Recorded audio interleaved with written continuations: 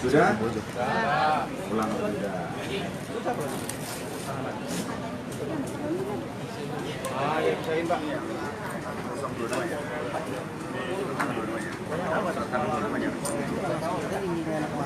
Iya digabungin. Itu gabung semuanya. Itu. Bisa saya bisa. Iya kan?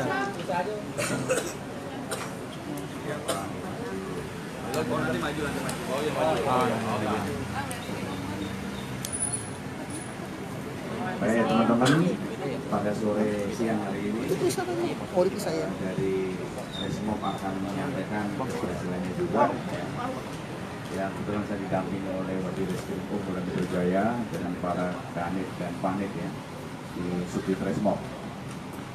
Tentunya ada 4 kasus ya yang ingin saya sampaikan. Yang pertama berkaitan dengan kasus surat. Kasus surat ada 2 laporan polisi. Ini juga ada kasus penodaan dan 1 kasus penganiayaan. Ini ada 4 yang ingin saya sampaikan. Yang pertama kasus surat ya, surat. Jadi sekitar bulan Mei lah laporannya yang ada di Polres daerah Bekasi. Di Bekasi dan kemudian ada korban yang dia merasa kecurian rumahnya. Di rumahnya ditinggal pergi, kemudian dicuri oleh seseorang, sehingga yang punya rumah lapor ke polisi ya. Kemudian dari Resmob melakukan penyelidikan ya. Katanya dengan rumah yang dicuri tersebut. Yang pertama adalah di daerah Pondok Ungu ya, Pondok Ungu itu korbannya. Yang melakukan penyelidikan ternyata kita menemukan 1 tersangka. Misalnya OM. Mana OM?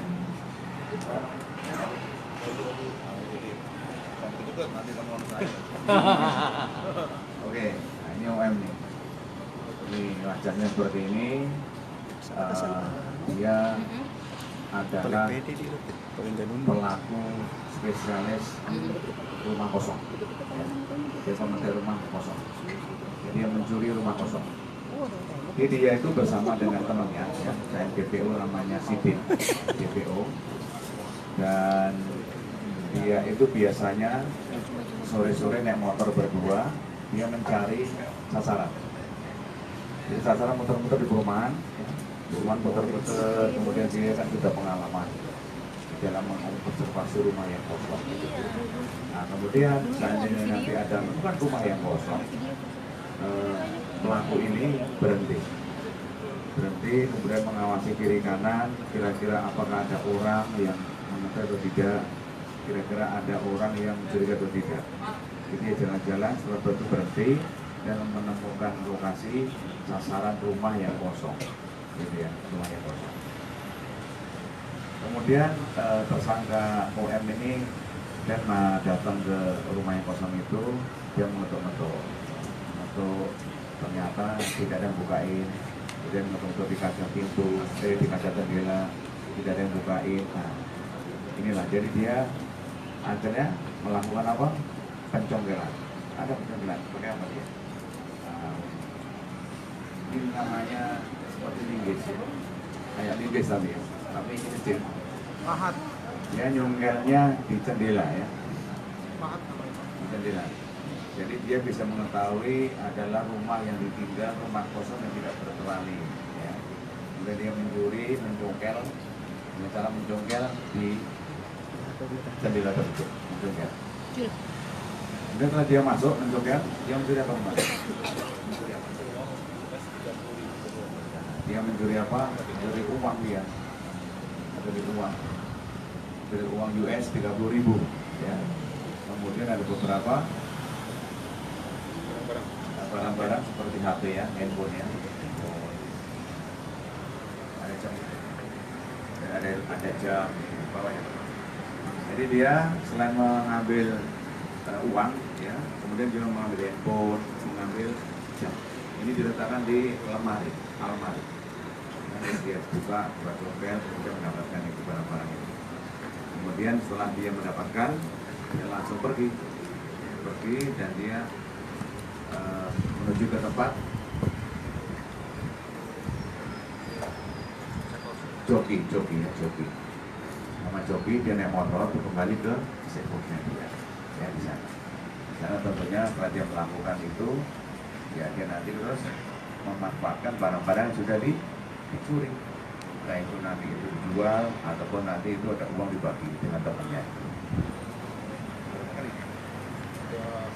Berapa kali? Dua kali. Dua kali. Berapa duitnya? Duitnya berapa? Katanya dia 2 kali. Dia tinggal di Jakarta Utara, katanya dia 2 kali melakukan. Tapi ini sama penyidik masih kita kembangkan apakah benar, karena ada di 21 yang pergi ke luar Jakarta. Dan kami kejar. Tentu yang bersangkutan kita kenakan pasal 363 dengan ancaman 7 tahun. Ini dunia rumah kosong yang pertama. Yang mundur, ini yang kedua. DH.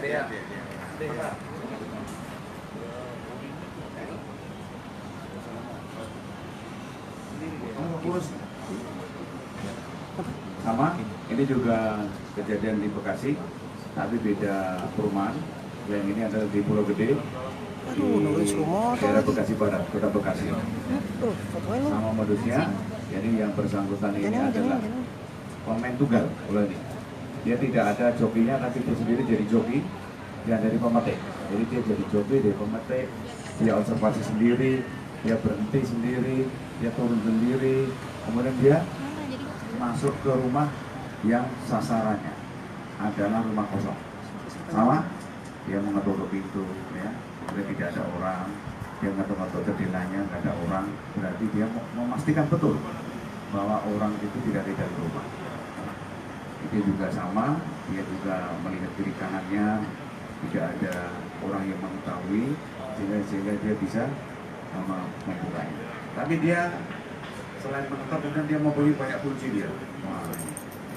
Dia banyak kunci yang dia akan dicoba. Misalnya rumahnya itu ditinggal, dikunci, dia coba satu-satu. Nanti ada nyantol katanya. Ya, ini kunci. Ya. Jadi dia bawa kunci banyak. Satu persatu dia. Tidak bisa masuk lagi. Tidak bisa terus. Sampai berapa kali? Nah, ya. Sampai pasti ada yang buka ya. Pasti ada yang terbuka. Bisa. Kemudian dia, kamu udah berapa kali? Ini banyak sekali. Berapa kali kamu? 11 yang ketahuan. 11-an kayak sepak bola aja. Jadi dia ngakunya 12 kali, tapi nanti masih kita cek berapa kali dia melakukan sebagai pelaku tunggal. Kemarin dia melakukan di Pulau Gede, di Bekasi Barat, dan yang dia ambil adalah barang-barang seperti laptop, jam, banyak sekali jam ini. Ini jam. Ini hasil satu rumah ya, satu rumah ini. Dari berbagai rumah tadi dia ngambil. Di rumah, akhirnya dia bisa mengambil beberapa macam barang, dan kemudian setelah kita lakukan penangkapan di rumahnya, kita temukan seperti ini. Ini ngakunya tadi berapa? 11 kali dia melakukan bagiannya.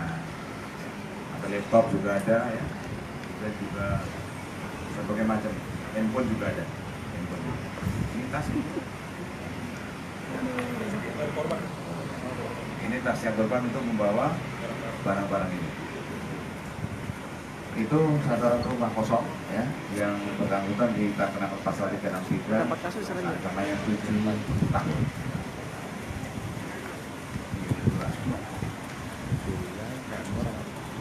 Tapi ini yang tersangka dia ini sempat diberitakan di media ya, sempat viral di media.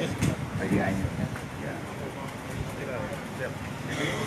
Baru kita tangkap setelah ada pencurian. Dan yang ketiga, yaitu tindak pidana penadaan ya. Penadaan mana? 4 orang. Betul nih. Jadi ini adalah tersangka penada sepeda motor. Sepeda motor ya. Jadi dia ini adalah setelah pemetik, setelah pemetik, kan ada pemetik ya, pemetik yang mencuri motor, pemetik. Kemudian dari pemetik ini dia akan melempar barang itu ke salah satu ini koordinatornya. Kasus wisata nanti terakhir. Nah ini dia koordinatornya dia, paling ujung ini, ya koordinatornya. Nanti dia yang akan mengatur nanti akan dijual kemana, kemudian akan diambil di titik mana, dia ngatur semua. Dia nyuruh siapa? Nyuruh tersangka dua lagi, si ini, tersangkanya si Solihin, yang Medi. Nah ini, sesuai ini yang jalan dia, yang jalan dia suruh diperintah daripada koordinator, ya, yang jalan dia untuk menuruti koordinator. Ya, jadi dia langsung misalnya, Solihin, kamu langsung datang ke titik ini, nanti kamu ketemu sama ini, nanti setelah itu kau jual ke sana. Jadi ternyata ada peran-peran mereka masing-masing dari penada ini. Ya. Ada yang pemetiknya, kemudian ada yang koordinatornya, ada yang jalan, gitu ya di situ. Nah nanti yang ngantor motor pun nanti akan juga menerima hasil penjualannya juga ya, hasil penjualannya berapa, nanti koordinator lagi dapat berapa dia persentase. Jadi sudah terinci, sudah otomatis dia bisa mempunyai peran mereka masing-masing. Ya, itulah makanya setelah kita lakukan penangkapan ada berapa BP ini? Sementara 2 motor ini dia barang buktinya yang kita amankan. Hilang.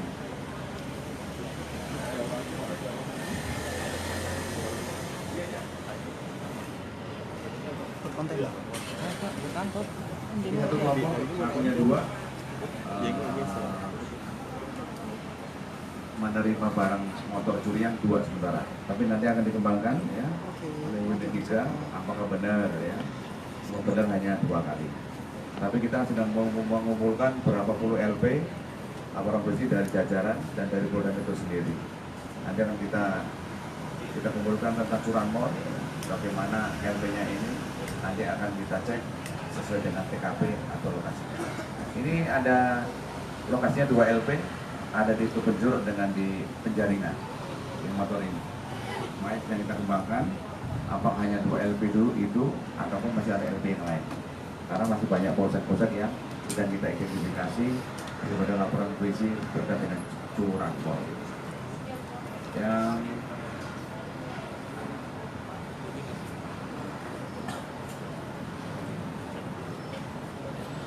bersangkutan tersangka ini kenakan pasal 480 ya, 480.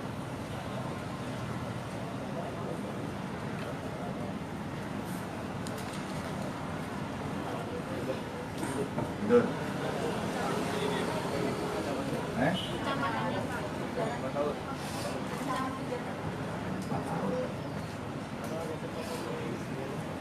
Kemudian yang terakhir kasus penganiayaan.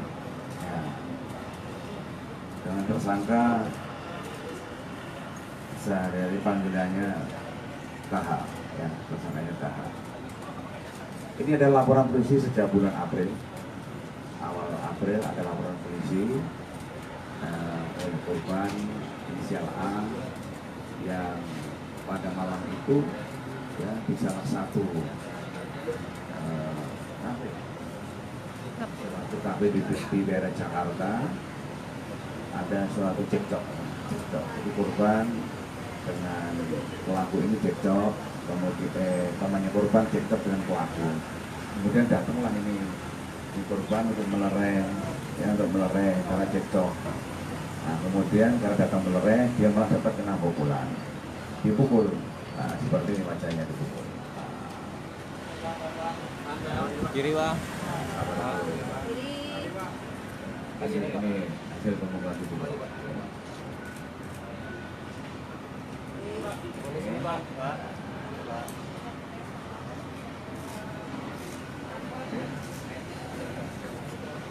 Yang dipukul seperti ini. Oke, udah. Oke, udah ya. Kemudian kita sudah melakukan pemeriksaan, ada 5 saksi, yaitu saksi korban, saksi yang di TKP ada saksi satpam dan saksi temannya ya, yang melihat di sana. Ada 5 saksi sudah kita lakukan pemeriksaan dan sudah melakukan visum. Kemudian juga kita sudah mendapatkan CCTV di lokasi. Ya. Itu kita lakukan cek ya, seperti apa kejadiannya. Jadi memang benar pelaku ini adalah tersangka.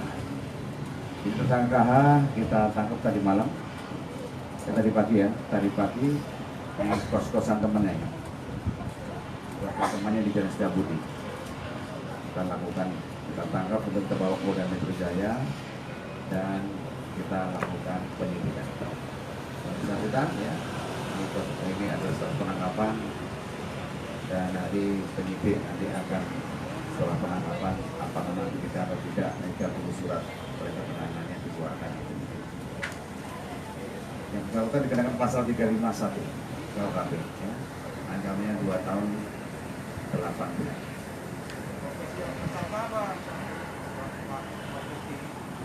Apanya?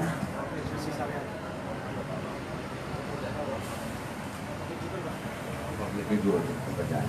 Oke. Dengerin saja teman-teman ya. Pak, cek gimana Pak motifnya?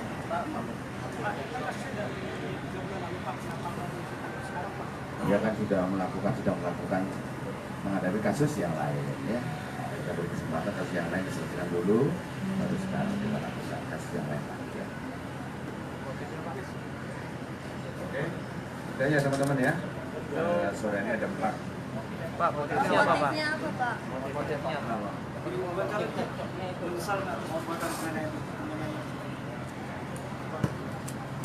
Chris, kenapa kamu mukul? Pakai mic dong, Pak. Pakai mic dong, Pak. Karena ya, pacarnya pelaku diganggu oleh pelaku. Ya?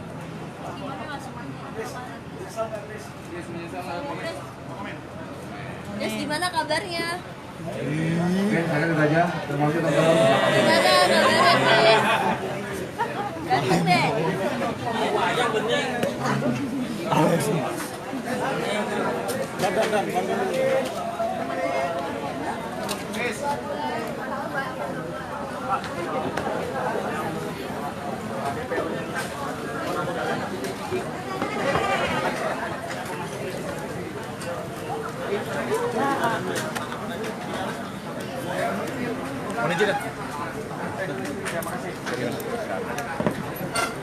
Ini supaya entertainment.